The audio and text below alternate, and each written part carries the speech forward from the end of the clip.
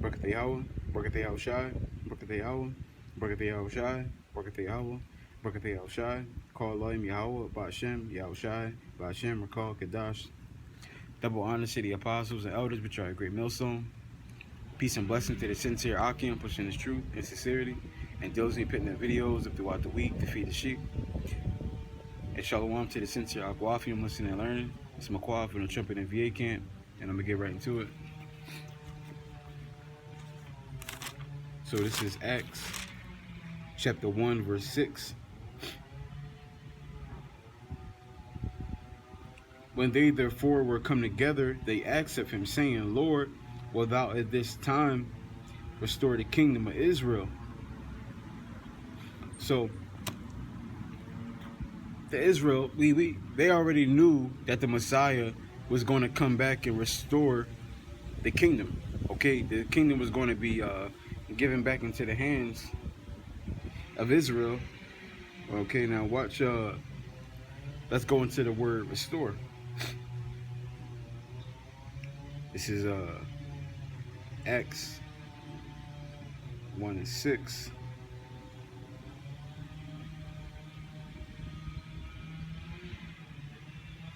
Notice it says restore again. It says to restore again, reconstitute. All right, let's go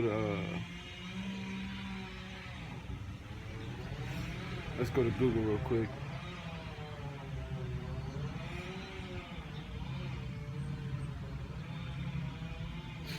It says restore. It says bring back a previous right, practice, custom, or situation. Reinstate, return someone or something to a former condition, place, or position. Repair or renovate a building, work of art, or vehicle so as to return to its original condition. So what did they ask? Will the kingdom be restored again? It says, will thou at this time restore again the kingdom of Israel? It says, and he said unto them, it is not for you to know the times or the seasons which the Father hath put in his own power, but ye shall receive power after the Holy Spirit is come upon you, and ye shall be witnesses unto me both in Jerusalem and in all Judea and in Samaria and into the uttermost parts of the earth. So Yahweh Shah was basically letting them know, like, I'm not going to tell you exactly when this is going to happen, okay? But at the same time, what you're going to do is you're going to receive the Holy Spirit, and y'all going to push the rock, preach the gospel to all of Israel and all the earth, okay, as a witness. But the point on this is that was the mission of the Messiah, to restore his people. Watch this. Matthew chapter 1 and verse 21. And she shall bring forth a son, and thou shalt call his name Yahushua, for he shall save his people from their sins. And another word for save. Watch this.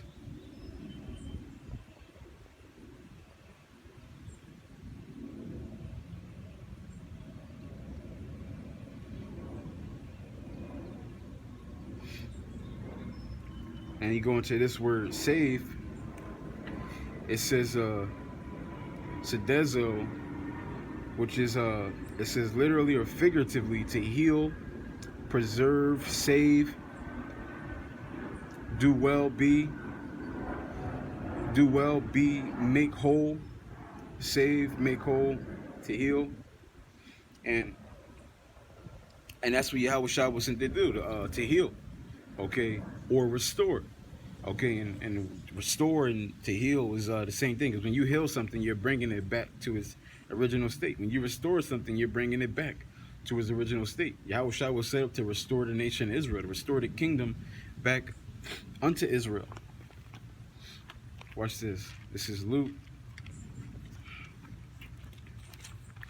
chapter 24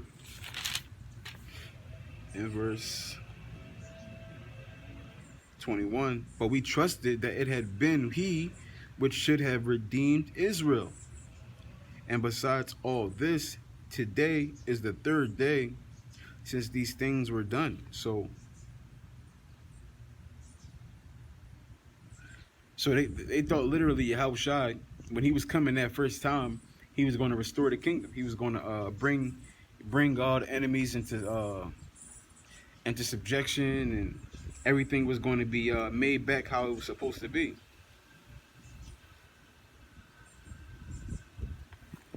Matter of fact,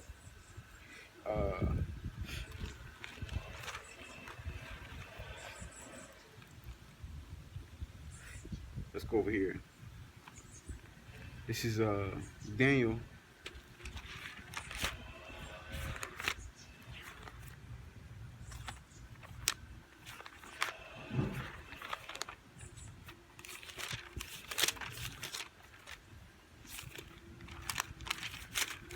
(2:44). And in the days of these kings shall Yahweh, the power of heaven, set up a kingdom which shall never be destroyed. And the kingdom shall not be left to other people, but it shall break in pieces and consume all these kingdoms, and it shall stand forever. So they already knew that the kingdom was gonna. They already knew somebody was gonna come and restore Israel again. Okay, they already knew that was going to happen. They literally was just waiting for. They was literally waiting for Yahweh Shai, the Messiah, to come. Let me see.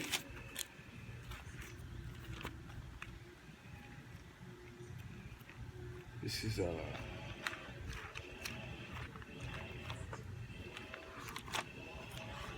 Isaiah 58:3. It says, wherefore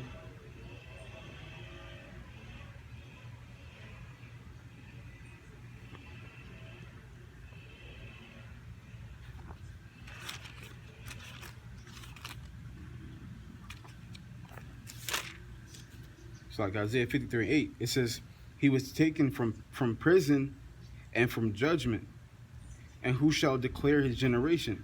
For he was cut off out of the land of the living. For the transgression of my people was he stricken. And he made his grave with the wicked and with the rich in his death, because he had done no violence, neither was there any deceit in his mouth. Yet it pleased the Lord to bruise him. He had put him to grief. When thou shalt make his soul an offering for sin, he shall see his seed.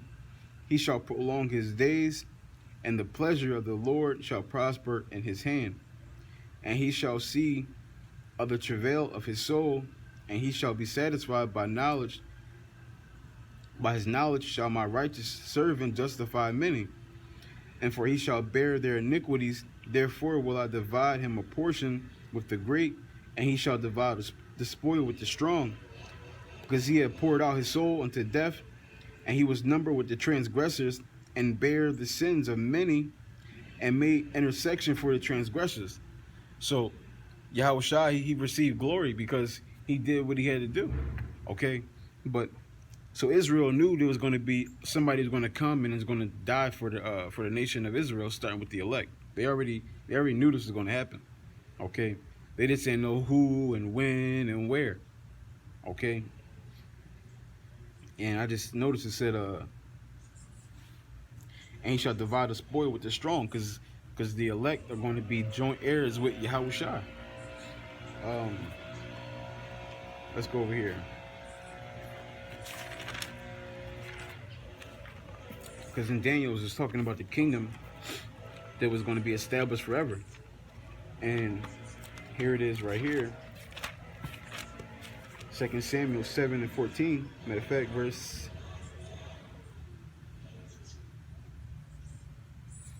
12.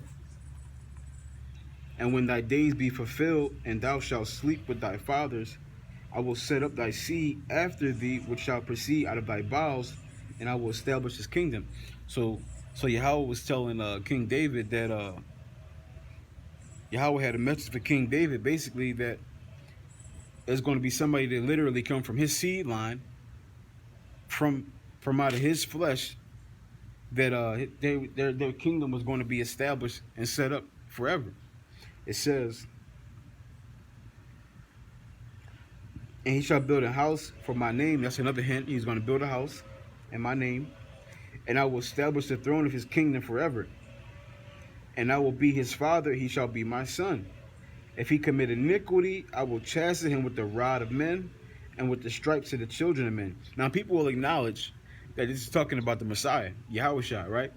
But it says, if he commit iniquity, he's gonna die, and we know why Yahushua died the way he did, because he committed sin as King Solomon.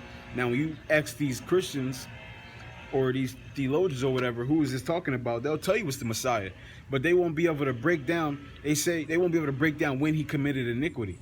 Okay, because they say if he committed iniquity, he's going to die the way he died. Yahushua died the way he died because he committed iniquity. It wasn't as Yahushua because there was no sin found in him. We just read that in Isaiah 53. He didn't have any iniquity. Okay, there was no deceit or guile in him. Okay, but he had to pay for the sins while he was Solomon. From Solomon, it says, but my mercy shall not depart away from him, as I took it from Saul, whom I put away before thee. And thine house and thy kingdom shall be established forever before thee. Thy throne shall be established forever. So Yahweh was telling Yahweh had a message for King David, letting him know, like, there's gonna be somebody who's gonna come after you. They're gonna be from your bloodline, your seed line, and I'm gonna establish his kingdom forever. Okay, so, and this is all tied into one thing. Okay, that's why they was asking Yahushua, was he going to restore the kingdom when he came back? And it's the same kingdom this is talked about in Daniel 2:44.